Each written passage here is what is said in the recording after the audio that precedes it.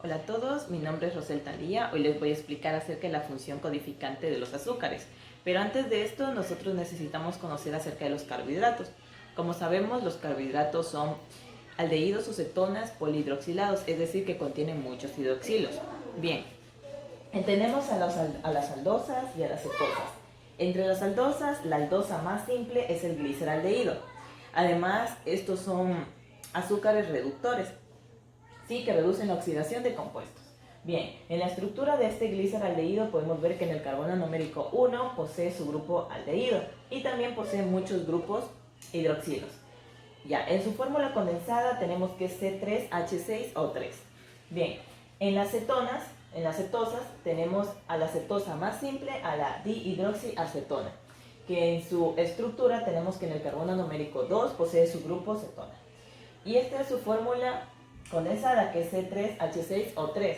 Como podemos ver, ambos compuestos son isómeros. Esto quiere decir que los átomos se encuentran en disposiciones espaciales muy diferentes. Bien, entre las funciones importantes de los carbohidratos tenemos tres. Se destacan tres importantes. La primera es de energía, energética. En esta encontramos a la glucosa, ya que la glucosa sirve como fuente principal en los animales mamíferos y también como fuente principal para los seres humanos, especialmente en dos tipos de células que son importantes, ¿sí? Son especializadas. Estas son las neuronas y los glóbulos rojos. Bien, en estructural aquí se destaca la celulosa, ya que está en la pared celular de plantas y plantas leñosas. Y como último tenemos reserva energética. Aquí destacamos a la quitina y al glucógeno. La quitina, que forma el exoesqueleto de crustáceos y de insectos, es decir, de forma general en los artrópodos, y también tenemos al glucógeno, que se encuentra como reserva energética en los músculos y también en el hígado de los animales. Código de los azúcares. Como sabemos, todos los seres vivos necesitan de capacidades de codificación grandes, esto debido a los sucesos de transferencia de información, ya sea la conversión de sustrato o producto dentro del sitio activo de una enzima, la transducción de una señal hormonal o también por la interiorización de una célula bacteriana por macrófago, ya que recordemos que esto se da por una unión específica de una molécula unida a otra, la cual fue seleccionada entre 1.000.000 de moléculas cercanas. En conclusión, se puede decir que el funcionamiento de los sistemas complejos de los seres humanos dependen drásticamente de los códigos moleculares. Bien, durante más de 50 años se intentaron hacer estudios biológicos y científicos, los cuales determinen el flujo de información de los biosistemas. Para ello utilizaron los ácidos nucleicos, tales como el ADN y el ARN. Como sabemos, el ADN se diferencia del ARN porque posee bases nitrogenadas tales como adenina, guanina, citosina y timina. En cambio, en el ARN la diferencia es que se reemplaza la timina por uracilo. Bien, durante estos estudios científicos se determinaron que existen 100.000 genes, los cuales codifican las proteínas de los seres humanos, ¿sí? Y como sabemos, las proteínas, es decir, las enzimas, existen más de 300.000, las cuales poseen una función muy específica. Pero también se realizó un proyecto del genoma humano en donde se determinó que existen aproximadamente entre 20.000 a 40.000 genes, pero podría decirse que existe entre un rango de 30.000 genes codificadores de las proteínas de los seres humanos, ¿sí? Bien. En los seres vivos poseen dos estrategias para expandir la capacidad codificadora de los genes. El primero es el corte y empalme alternativo y el segundo es las modificaciones posttraduccionales. Bien, como les había dicho anteriormente, los seres vivos poseen dos estrategias para expandir sus capacidades de codificación. El primero es el corte y empalme alternativo y modificación covalente, que en sí es un mecanismo en el cual las células eucariotas producen varios polipéptidos. Esto a partir de un mismo gen, en donde cortan los transcritos de ADN mensajero. Y luego los van empalmando, esto hasta conseguir combinaciones de fragmentos de ADN mensajero. Cada único producto de ADN mensajero empalmado se traduce como un polipéptido único. Bien, la segunda estrategia para expandir estas codificaciones es las modificaciones post-traduccionales, que en sí son los cambios catalizados por las enzimas que ocurren en las estructuras. Esto sí, en la estructura tanto puede ser terciaria o cuaternaria de la proteína, hasta después de la síntesis de la misma. Bien, dentro de las modificaciones post-traduccionales tenemos a la fosforilación, la acetilación, la escisión proteolítica y la glucosilación. Como sabemos, la glucosilación en términos de capacidad modificadora es muy importante. Bien, en los carbohidratos tenemos las variaciones de enlaces glucosídicos que ocurren entre monosacáridos, las ramificaciones que también surgen entre los compuestos y los isómeros anoméricos que también surgen. Puede ser como un ejemplo la fructosa y la glucosa.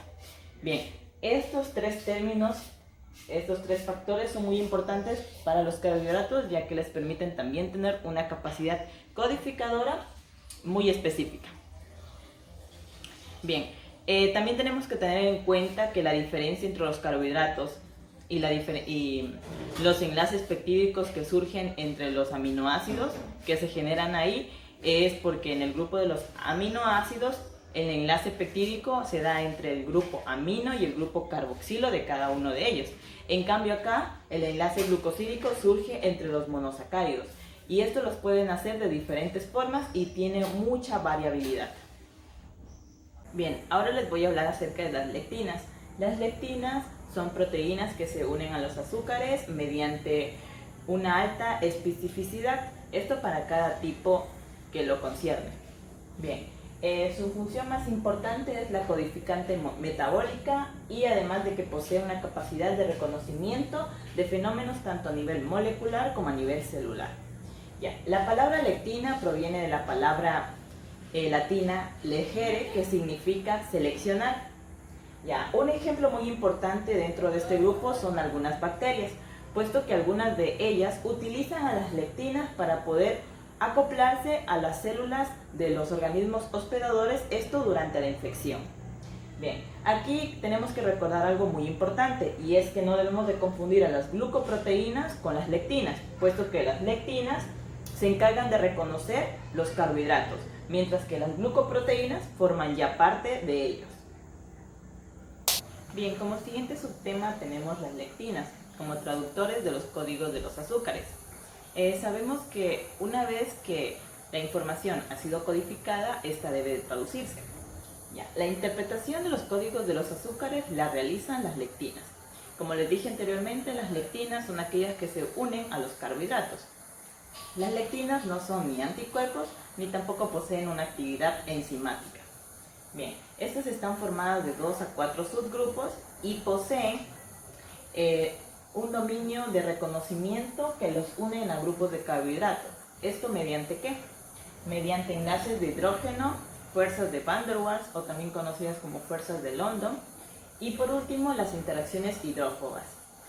Cabe recalcar que las lectinas originalmente se las descubrieron en las plantas, pero en la actualidad se conoce que se encuentran en todos los organismos vivos.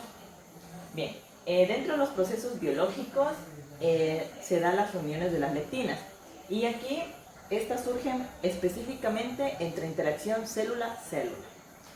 Unos ejemplos muy importantes que sobresalen aquí son las infecciones de los microorganismos, los mecanismos de muchas toxinas y los procesos fisiológicos que aquí pueden ser como el rondamiento de los leucocitos. Bien, como siguiente tema tenemos función de los oligosacáridos en el reconocimiento biológico. Ya, como sabemos, la unión específica de las lectinas, es decir, proteínas que se unen a los carbohidratos, estas hacia los grupos oligosacáridos de las moléculas glucoproteínas, son una característica muy fundamental durante los procesos y fenómenos biológicos. Bien, como podemos, aquí tenemos una imagen en donde podemos observar 4 interacciones. La primera interacción es célula-célula, que la podemos observar acá, interacción célula-célula. Y como ejemplo tenemos el rodamiento de leucocitos. Aquí tenemos a nuestro leucocito. Bien, también tenemos infecciones celulares por patógenos. Aquí vemos una infección celular del virus hacia la célula y de la bacteria hacia la célula. Y por último tenemos unión de toxinas hacia las células. Como ejemplo tenemos la toxina del cólera, que es nuestra toxina, la cual se une a la célula. Bien, esto ha sido algunos de los ejemplos con respecto a las lectinas. Gracias.